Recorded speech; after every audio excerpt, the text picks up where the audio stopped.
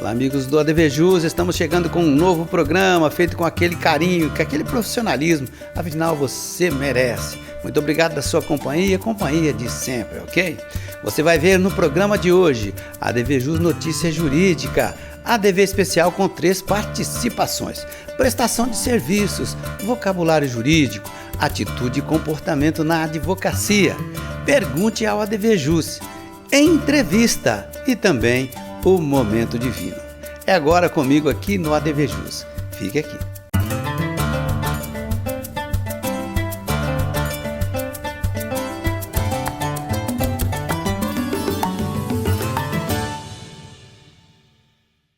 Legal, iniciando aí nosso programa como de praxe, né? Uma notícia jurídica, e a que separamos para você foi essa aqui, ó. Mantida a condenação, né, de homem que construiu uma casa com lago e piscina, chique, hein? Em APP, Área de Preservação Permanente. Isso não pode. A 9ª Câmara de Direito Criminal do TJ, Tribunal de Justiça aqui de São Paulo, manteve parcialmente a decisão que condenou um homem por danificar a vegetação e impedir, né, a regeneração natural da Mata Atlântica.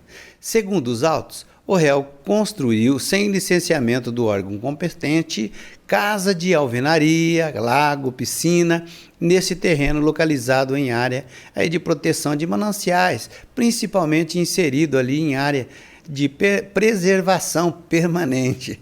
Segundo o relator do recurso, o desembargador Graci Neto, não se pode admitir que a prática de danos contra o meio ambiente, né? Isso não pode mesmo, é verdade, não se pode admitir esse tipo de prática. A pena foi redimensionada para 1 ano e 6 meses de detenção em regime inicial aberto. E a pena foi reduzida devido ao baixo grau de escolaridade do réu. A votação foi unânime, nossa fonte, TJ, Tribunal de Justiça aqui do Estado de São Paulo. Sequência do nosso programa, agora nós vamos falar de ADV especial, Direito Notarial e Registral, com a competência de sempre. Wendel Salomão, confira. Olá, meus amigos do ADVJus. Hoje vou falar sobre o regime misto para os casamentos e união estável, que também é conhecido como regime híbrido. É pouco utilizado no Brasil, porém extremamente importante para garantir a proteção ao patrimônio dos nubentes. Assim, quem pretende se casar ou viver em união estável pode combinar as regras dos regimes previstos em lei em busca da melhor adequação às necessidades do casal, conforme o artigo 1639 do Código Civil. Por exemplo, é possível que o casal opte pelo regime da separação total em relação a valores em dinheiro que serão adquiridos pelo casal na constância do casamento, do matrimônio ou da união, e opte pelo regime da comunhão parcial de bens em relação aos bens imóveis, ou seja, por força do princípio da autonomia da vontade, os nubentes possuem liberdade na estipulação do regime que regulamentará as relações patrimoniais da união, sendo possível estabelecer que haja a comunicação de alguns bens e direitos, ao passo que outros não farão parte desta comunhão. Essa possibilidade também é tema de enunciado 331 na Jornada de Direito Civil, ou seja, o estatuto patrimonial do casal pode ser definido por escolha de regime de bens distintos daqueles tipificados no 1639 do Código Civil, parágrafo único 1640, e, para efeito do fiel da observância do 1528 do Código Civil, cumpre certificação a respeito nos autos do processo de habilitação matrimonial. Importante, quando houver ausência de escolha do regime a ser adotado, aplicam-se as regras da comunhão parcial de bens. Para que esse regime tenha efeito, deverá estar estipulado na união estável ou no pacto antinupcial. Você imaginava essa possibilidade? Conte comigo para maiores esclarecimentos das suas dúvidas. Um abraço, nos vemos em breve. Legal demais, muito obrigado, Wendel. Agora o vocabulário jurídico, tá? Na verdade, é um questionamento. Crime de prevaricação. O que é, né? Quando acontece? Você sabe? A resposta no intervalo para aqueles que não estão se recordando ainda, tá bom? Agora pergunte ao ADVJus. Olha só que pergunta interessante, oportuníssima, que nos chega aqui em nosso portal. como proceder frente à cassação da CNH. Gente, isso é uma dor de cabeça, né? Olha, quem está sujeito aí à cassação?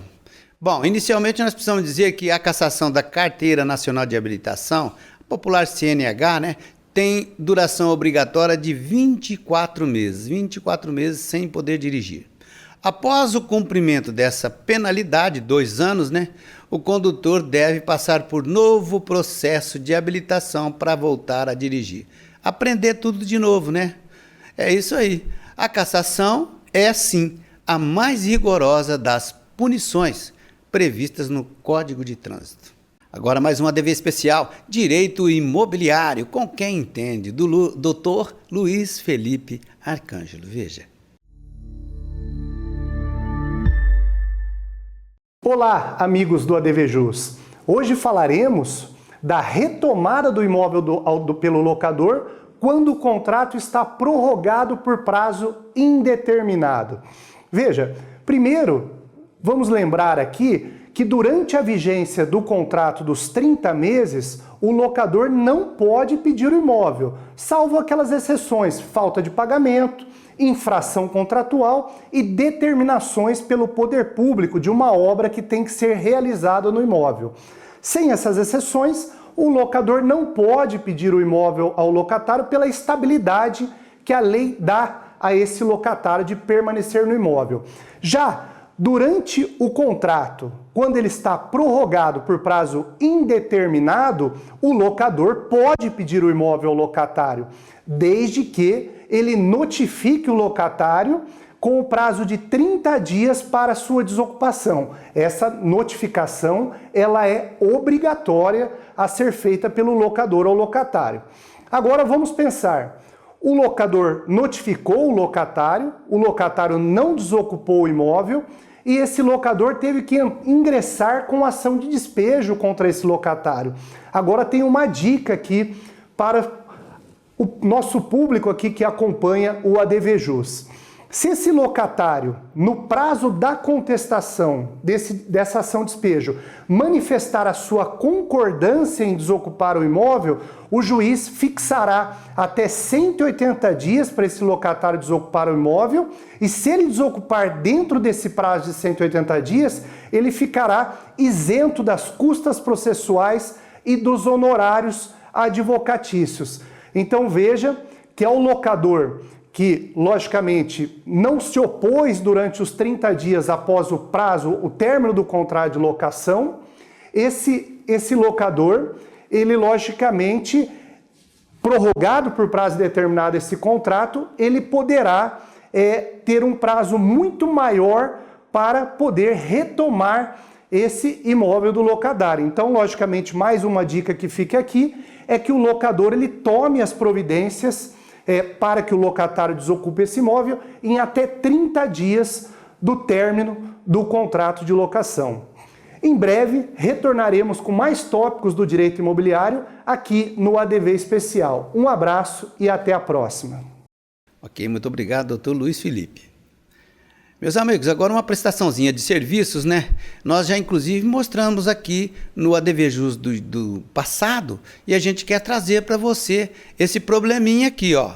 Golpe da multa de trânsito. Não dá para acreditar que desocupados, né? E até mesmo integrantes de quadrilhas que se dão ao trabalho aí de fotografar seu carro, fazendo você acreditar ali que a foto realmente tenha sido tirada por radares. Vão lá pertinho, né? Tiram a foto naquela imediação do radar, você conhece o lugar, acha que foi o radar que tirou a foto. Em posse da foto, confeccionam o impresso clonado dos próprios órgãos, né? Onde colocam ali os seus dados e também que foram obtidos de maneira escusa e remetem para que você efetue o pagamento, para você efetuar o pagamento. Muitas pessoas ainda caem nesse golpe, apesar dele não ser tão novo, tá?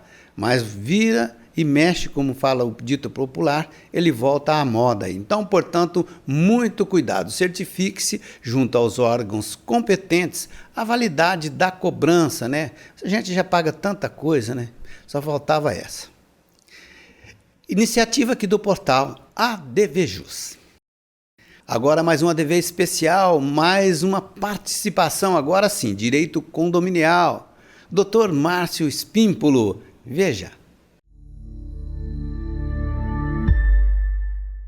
Olá, eu sou Márcio Espímpolo e no quadro Direito Condominial de hoje nós vamos falar sobre uma recente lei municipal, Ribeirão Preto especificamente. Existe essa lei também em alguns outros municípios e também estados, mas nós vamos falar especificamente da cidade, para a cidade de Ribeirão Preto, que a partir de março, do final de março, os condomínios são obrigados a cuidar dos animais comunitários. O que vem a ser animais comunitários?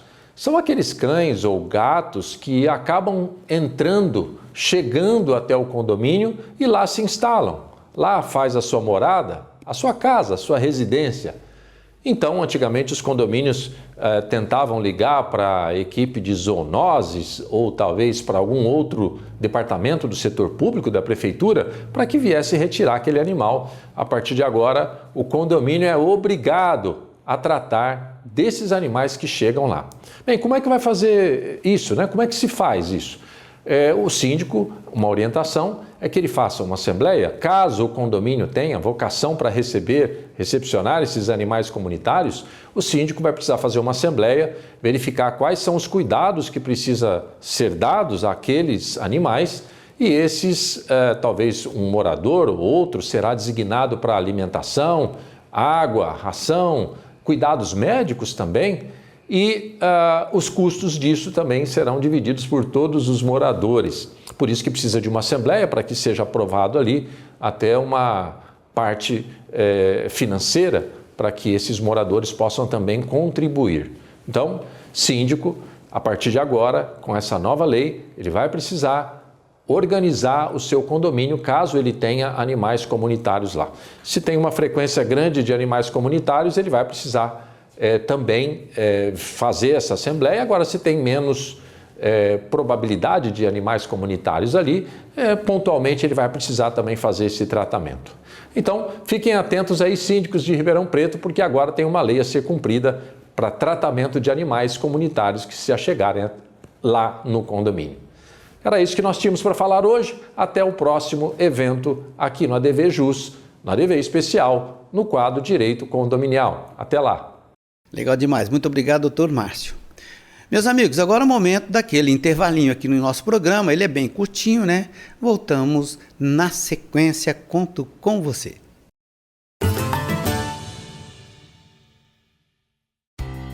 La Botilha Vinhos, onde você encontra os melhores rótulos. Venha conhecer. Agora quero falar para você do Zezinho Alfaiate, Espaço Homo, ali da rua Eliseu Guilherme 681. Vista-se com bom gosto e elegância através dos trajes do Zezinho Alfaiate. Inclusive aquele traje feito sob medida especialmente para você. Isso mesmo, no Zezinho Alfaiate você também dispõe ali de confecções já prontas do traje masculino, daquela forma que você procura, com aquele atendimento mais que especial. Zezinho Alfaiate, na Eliseu Guilherme 681. Faça como eu, vista-se com elegância com os trajes do Espaço Homo. O ADV Jus foi criado para advogados e demais operadores do direito para divulgar o dia a dia do mundo jurídico. Tem o objetivo de informar, através de notícias, reportagens, prestação de serviços, entrevistas e podcasts. Também abre espaço para abordagem e discussão de temas relevantes, com a participação de especialistas das mais diversas áreas do direito. Programa semanal inédito, na TV e redes sociais. Acompanhe o que acontece em www.advjus.net, um site com design moderno e fácil de acessar. O ADV Jus também está nas redes sociais. Acompanhe, curta e compartilhe. Portal ADV Jus, para advogados e operadores do direito. Arcângelo Imóveis, venda, locação e administração. Compromisso e confiança. Arcângelo Imóveis. Crime de prevaricação é um dos crimes praticados por funcionário público. Consiste em retardar ou deixar de praticar indevidamente o ato de ofício ou praticá-lo contra disposição expressa em lei, para satisfazer interesse ou sentimento pessoal.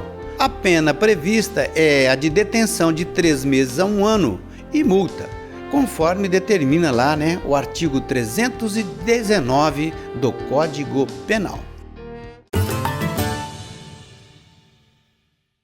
Legal, estamos de volta então com o segundo bloco do ADVJus TV de hoje. E aí, você está gostando do nosso programa? Mande-nos o seu feedback. O nosso endereço é programa@advjus.net.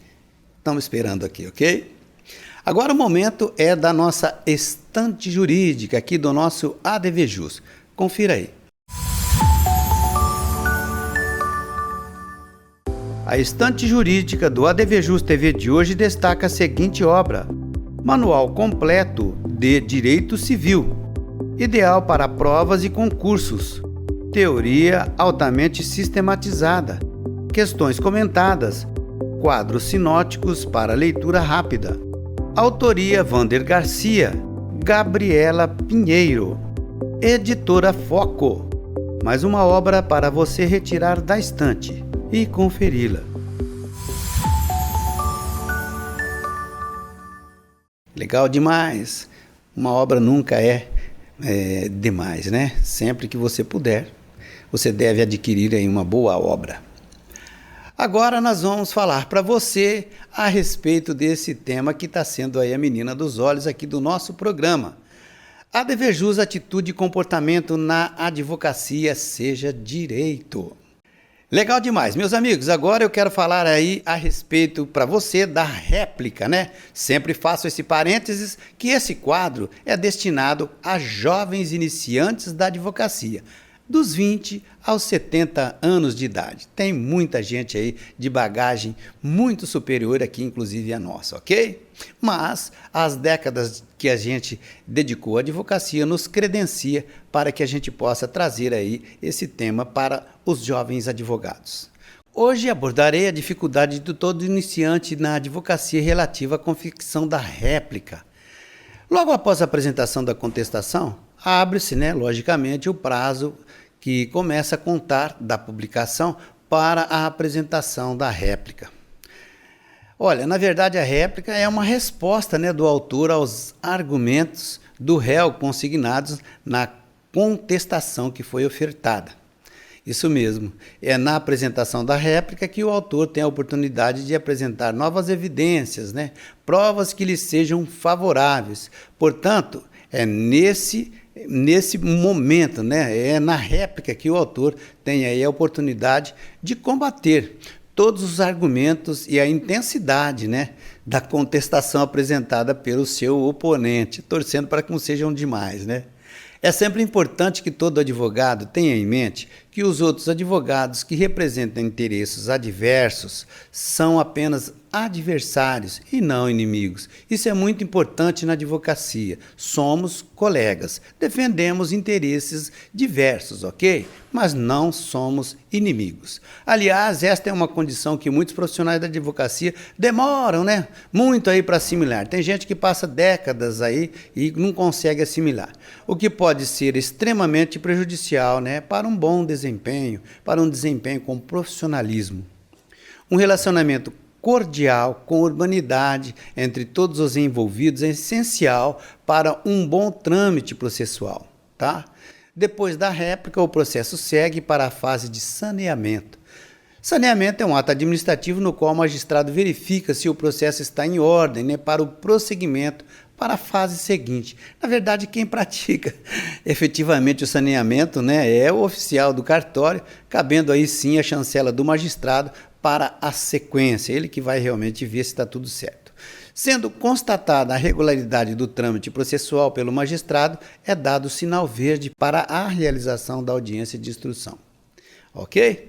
No próximo programa, então, falarei a respeito da audiência de instrução. Lembre-se sempre, saber tudo e atender todo tipo de demanda jurídica é sim a receita infalível para um insucesso.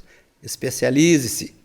Sequência do nosso programa, agora pergunte ao ADVJus. Meus amigos, olha, eu relutei um pouquinho em colocar aqui essa resposta no ar, porque eu fiz uma pesquisa e não foi necessário trazer um novo convidado para essa resposta, que é de suma importância, tá?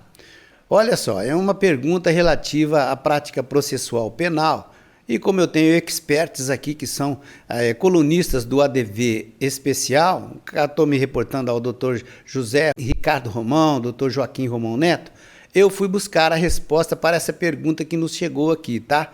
É o seguinte: a audiência de custódia deve ser melhor observada? Tem muita gente que não gosta, tem muita gente que acha que não funciona bem, tem muita gente que acha que sim, que ela é um bom instituto. Talvez precisasse ali de algumas adequações, mas isso a gente tem que ver aí a resposta do expert, Dr. José Ricardo Romão.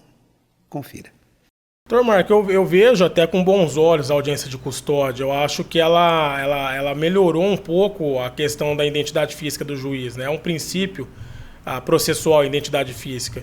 E, de certa forma, o magistrado, que ele tem um contato direto com a pessoa que foi presa, ela pode, sim, ouvindo aquele preso, dar uma outra interpretação, talvez, ali para o fato e dimensionar a necessidade ou não dessa prisão provisória, de uma custódia cautelar, ou se há condições de colocar ele em liberdade, porque a regra é a liberdade, não a prisão, sim, né? Muitas vezes, não muitas vezes, mas a gente acaba vendo, sim, no dia a dia, que as prisões preventivas viram antecipações de penas, e isso é proibido, né? Tem os requisitos da prisão preventiva. Então eu vejo um pouco com os bons olhos, apesar de socialmente não soar bem, e às vezes as pessoas não entenderam, mas foi preso ontem, hoje está na rua. Mas o fundamento, por que foi colocado em liberdade? Se a pessoa tinha requisitos para responder o processo, não significa que ele foi inocentado. Significa que ele vai responder um processo em liberdade, mas não necessariamente que ele é inocente. Ele está livre, né? Isso, é isso que precisa ficar claro. Mas eu vejo com bons olhos, acho que as autoridades, principalmente o judiciário, têm se esforçado para cumprir os prazos e ali não se avalia mérito, né? De fato, o juiz vê requisitos e por mais que ele mantenha ou não a prisão, ainda existem outros instrumentos para colocar a pessoa em liberdade, se não for na oportunidade da audiência. Mas isso acelerou muito, porque antigamente o contato era só com papel, tinha um flagrante, e lá o juiz via o flagrante formal e material em ordem, mantém a prisão, concede a liberdade, e hoje o juiz, antes dele decidir, ele dá a oportunidade às partes se manifestar. Excelência, eu não preciso ficar preso, né? Ele avalia na hora e dá a decisão. Eu vejo com bons olhos. Com bons olhos, né? Legal demais, muito obrigado, doutor. Meus amigos, agora uma entrevista que fizemos aqui há já bastante tempo, tá? Mas isso é uma coisa do momento, né? A gente tá aí, não é uma questão só de direito social, uma questão só que a gente vê que tem muita gente precisando, né, de uma atenção especial, né? Direito das pessoas com deficiência. Na oportunidade, né, me foi trazido um dado, não sei se ainda é esse, mas eu acredito que, né, isso não muda de um ano para o outro, tá? 1 a cada 4 brasileiros tem algum tipo de deficiência, né? A gente tem também que ver aqui que também não é aquela deficiência, né? A gente só nota aquelas deficiências graves, mas existem deficiências que não incapacitam totalmente, mas são deficiências. 1 em cada 4 brasileiros. Esses dados, quem nos trouxe foi a doutora Samira Marquezin. Ela é especialista nessa matéria, já participou inclusive aqui do hall de colunista do ADV Especial. Veja. Então, quando a gente transforma essa informação em respeito, em igualdade, né, entre as pessoas, ela toma uma riqueza muito maior em sociedade, na sociedade que a gente vive, onde a gente transita. A gente precisa mudar o entorno das pessoas para que, quando eu necessitar daquele direito, eu saber onde buscar. Quando eu precisar auxiliar um amigo, um parente, até mesmo um filho, eu saber onde buscar esse direito. Certo. Doutora, justamente nesse viés, né, assim, de uma maneira geral, como a senhora vê, né, como está o engajamento de pessoas, inclusive de autoridades, né, com relação a esses temas que a senhora aí habitualmente vem defendendo. O que a senhora acha, doutora? Eu posso dizer que tem melhorado cada dia mais. Eu sou muito esperançosa de que o direito da pessoa com deficiência ainda vai tomar proporções gigantescas. E eu vejo isso como uma forma natural de caminhar do direito, assim como todos os outros direitos, eles nasceram, tiveram que se desenvolver, que se aperfeiçoar. Eu vi o direito da pessoa com deficiência ao longo desses 10 anos se aperfeiçoando, ou seja, ele saiu de simples artigos dentro da Constituição Federal para a introjeção de uma Convenção Internacional das Pessoas com Deficiência, com força constitucional em solo brasileiro, e a construção nacional de um Estatuto da Pessoa com Deficiência, que teve exatamente como base todos os artigos da Convenção Internacional do Direito da Pessoa com Deficiência. Então, esse engatinhar, vejo hoje que nós já estamos dando vários passos largos em direção a uma igualdade, a uma inclusão mais justa na sociedade brasileira. Importantíssimo, né, doutor? Legal demais. Agora o momento do sorriso. Você até já sabe, né? Momento divino, uma delícia. Vinho é tudo de bom. Oferecimento La Bottiglia. O melhor rótulo, você sabe, aquele que você gosta. Veja aí. Esse é o Vinocopper Refosk, um vinho da Eslovênia muito pouco conhecido aqui no Brasil. Ele tem uma coloração vermelha bem intensa com reflexos violetas. No aroma, ele vai apresentar características frutadas com um toque de amora, né? Um pouco também de especiarias, né? Como pimenta preta.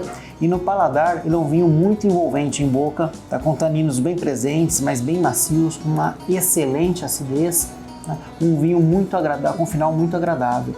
Tá? Ele combina muito bem, tá? Com queijos maduros, com embutidos, carnes vermelhas, tá? E é para ser servido entre 16 e 18 graus Celsius. Venha conhecer aqui na La Bottiglia. Legal demais ter você comigo aqui sempre no ADVJus. Obrigado mesmo da sua companhia, ok? ADVJus, tô ligado, ADV Especial, vem pra cá fazer parte você também. Um forte abraço e até o próximo.